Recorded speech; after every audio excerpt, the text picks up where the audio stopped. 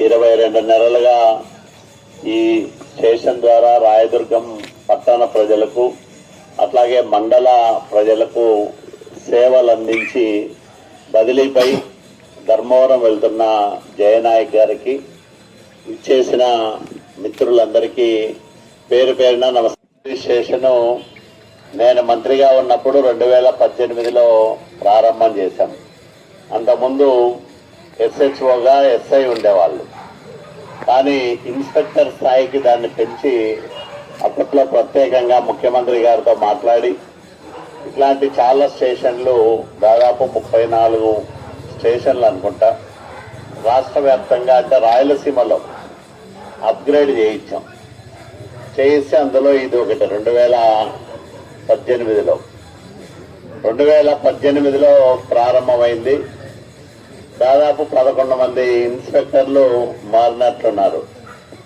అయితే అత్యధిక కాలం 22 నెలలు పనిచేసిన ఇన్స్పెక్టరు జయనాయక్ గారే.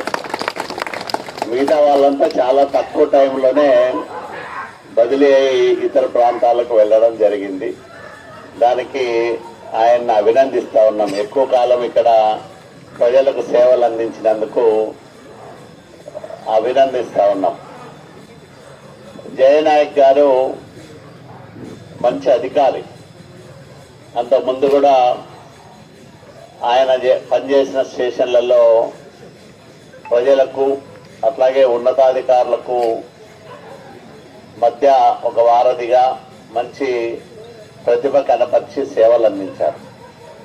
ఇక్కడ మన వాళ్ళందరూ చాలా స్నేహపూర్వకంగా ఆయనతో కలిసిమెలిసి ఉన్నారు. అదేవిధంగా మా డిఎస్పీ గారు మాకు ఇన్వెస్టిగేషన్లో కానీ నిత్యం మా ఇంట ఉండి నడిపించారు సార్. ఆయన మాకు గురువు కంటే తండ్రిగానే చెప్పొచ్చు. ఎందుకంటే ఆయన ఏదైనా కానీ నేను కొంచెం నిదానం సార్, స్లో. సారుకి అందుకోవడం కొద్దిగా తక్కువ అయినప్పటికీ కూడా ప్రతినిత్యము ఆయన గురువుగా నాకు తర్ఫీదునిస్తూ నన్ను ముందుకు నడిపించారు సార్. మా పోలీస్ స్టేషన్ పరిధిలో 3 ఇష్యూస్ సార్. ఎక్కువగా ఉమెన్ రిలేటివ్స్ ఇష్యూస్ ఎక్కువ పెరుగుతున్నాయి.